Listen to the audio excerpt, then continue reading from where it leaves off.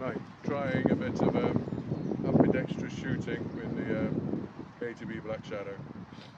This is gonna be awful. So brace yourselves.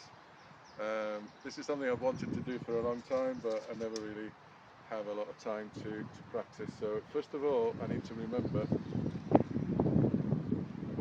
how to hold my bow in the wrong hand and how to knock an arrow. Oh Christ! Maybe even this is challenging. Even this is challenging. So maybe better. Let's try from here.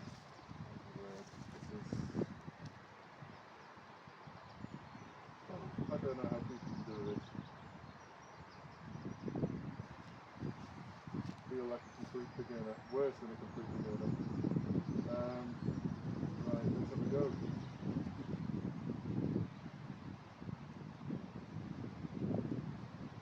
Oh, hang on. My hat's in the way now.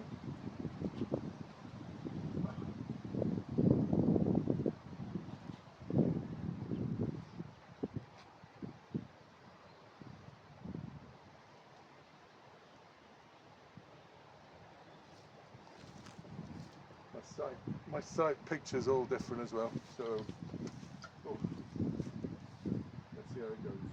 First shot.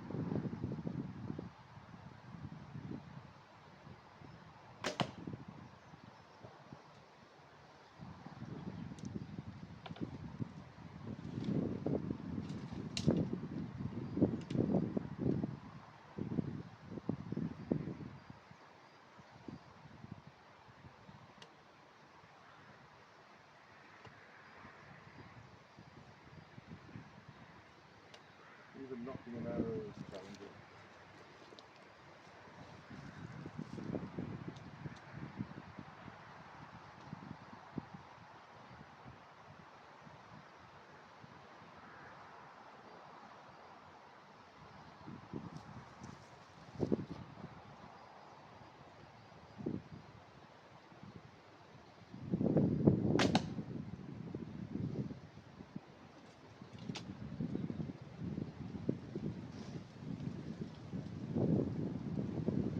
Something so natural after shooting on the right-handed can feel so uneasy when you change hands. This is one of those things.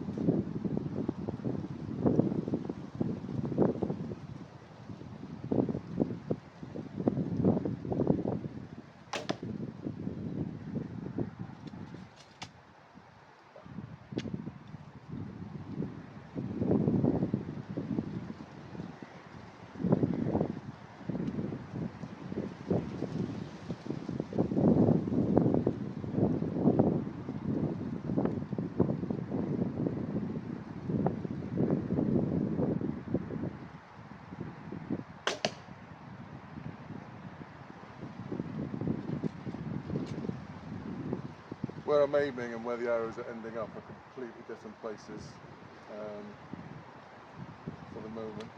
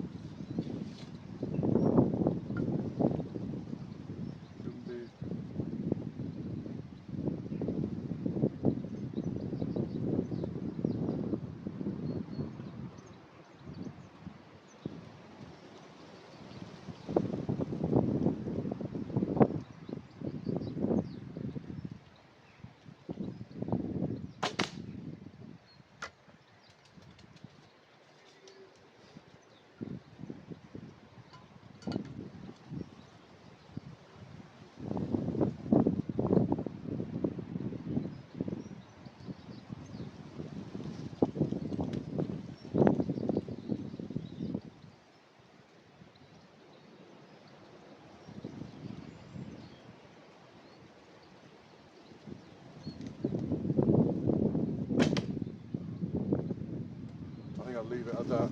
Let's have a look. I don't feel very safe doing that. I feel very uncertain, feels quite difficult, everything. I have to think about every movement.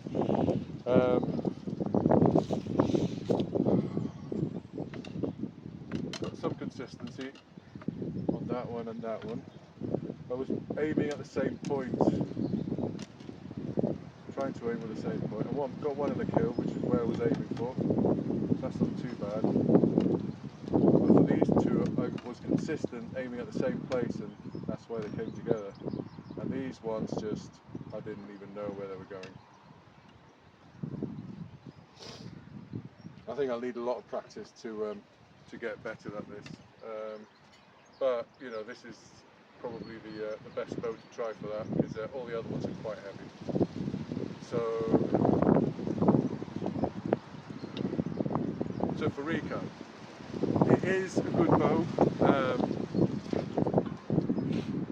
It is a good bow, but it's let down by a couple of things. The handle. Please, if you are going to get a KTB, I strongly advise that you get a KTB handle, because that will give you the full experience. It'll make the bow work the way you need it. It will help you with torque and goju-chegi. It will give you control over the bow. The standard handle is very, very small, very thin, and unless you have small hands, I wouldn't recommend it. And even then, if you are going to get a handle like that, you might as well get a Tartar bow or a Turkish bow or something different, a Ming bow, you know. But if you want a Korean bow, get a bow with a Korean handle. At the same price range of the Black Shadow, there's the KTB Nomade. If you want to pay maybe 40, 50 pounds more, you can get the Dragon or the Warrior from Freddie Archery as well. That's also sold in the UK by the same people who sell the Black Shadow. Other alternatives include the which are, you know, quite affordable and available, you know, internationally. The white feather bows. I think the I forget the names of them. Some of them do the small handles, some of them do the big handles. So the Forever Carbon, for example, that's just a version of the HMG. Similarly, if you are going the daylight route, I would avoid against the Phoenix and the Skywalk. I mean, the Skywalk is basically a Black Shadow with graphics and big words. And I would, you know, advise go straight for the Monarch. You know, because that's got a proper handle and it will, you know, it's a better bow, but it's more pricey. So budget, if you're on a budget, look for a Korean handle. You know, even if you don't like the look of the bow at the time, but it'll be worth it. The alternative is some people are selling online, modify the handle. I mean, I've used tennis rub, other people use leather or cork or something. I've seen one guy on Instagram who basically stripped everything down.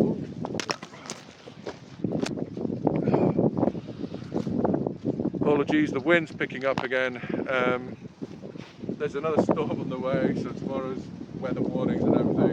And yeah, so I was saying, sorry, there's a guy on Instagram who's modified the handle, stripped it all bare, put some foam coating on it, and then wrapped it up in leather, and that looks brilliant. You need to be a bit crafty about that. In Korea, they also sell packets of hard foam that they use for, you know, proper zoom grips, and it's basically 2 slabs of foam, a couple of blocks of foam, so you sort of glue it onto the wooden handle and then shape it with a sharp knife, Stanley knife or something similar, shape it to fit, and then you can wrap your jumpi around it. A bit more involved, a bit more expensive, but and it's probably more effective to just pay the extra to get a proper Korean bow. And the other thing that's a bit annoying is the buzzing sound. I used to think that this bow had been cracked, that the laminations were splitting apart. I couldn't work out what the buzzing was, and after every shot it was really kind of like getting into my head, until I discovered that it's because it's just floating, it's not making proper full contact. So again, that's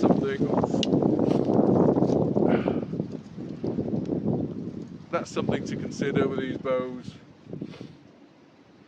The bow itself is okay, you know, it does its purpose, will teach you, it's affordable, but it's the handle that lets it down for me. So, oh, the other thing, when you're considering buying a Korean bow, make sure that you buy a bow that is the right size for you. These are sold at, you know, different sizes between 44 inches, 46, 48, 50, and this one 53 inches. I'm 6'2", so for me, you know, I always go for the biggest bow I can buy in the range. I mean, for example, the Cheonji, this is about 49 inches, but this is the biggest size Cheonji they make. So but it draws quite long, so I'm quite happy with that. These ones, the draw length is tied essentially to the size of the bow. So the smaller the bow, the shorter the draw length. You know, make sure, the wind, make sure that you're getting the right draw length for you. And like I said, Koreans measure the bows by size.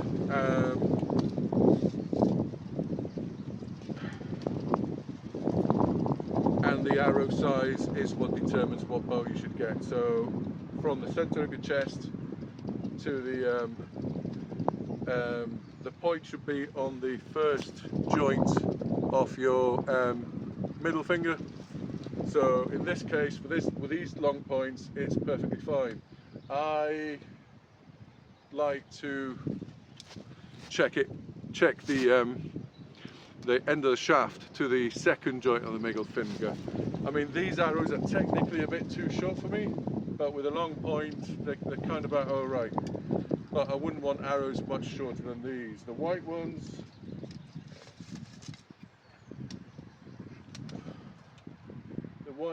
are just about, you know, on the margin there.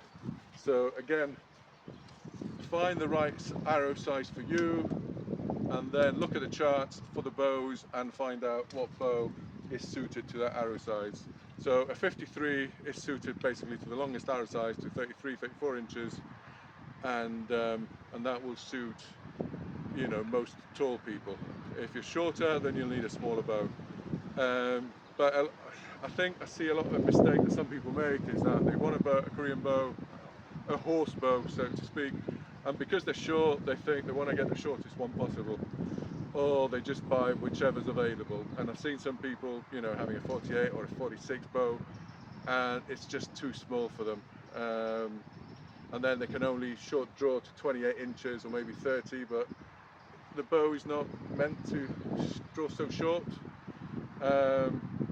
So, you know, measure your arrow size, find a bow that fits your arrow, and then get a Korean bow that fits that arrow, and make sure it's got a good handle, and you can't really go that wrong. You know, these bows are really good, really fun, really fast, challenging to shoot. They've got wide arrow passes relatively to most other bows. You need to get your torque working correctly, but they're very, very rewarding once you get them working. You know, you will see a lot of fishtailing when you first start shooting with Korean bows, but once you master, you know, your process, once you get your right amount of torque, once you see those arrows flying straight, maybe with a bit of a wiggle, but mostly just flying straight and true, you know, that is that's a very good feeling, very rewarding. It takes a lot of effort to get your arrows to fly straight, whereas with, you know, a bow with a shelf, it's, you know, it's expected. But with these bows, they don't just fly straight off the, you know, first time you shoot. But once you get them flying straight, it is very rewarding. So yeah, not too bad. And I've noticed that in the Freddie Archery website, they do sell these bows with proper grips, so that's another alternative to consider.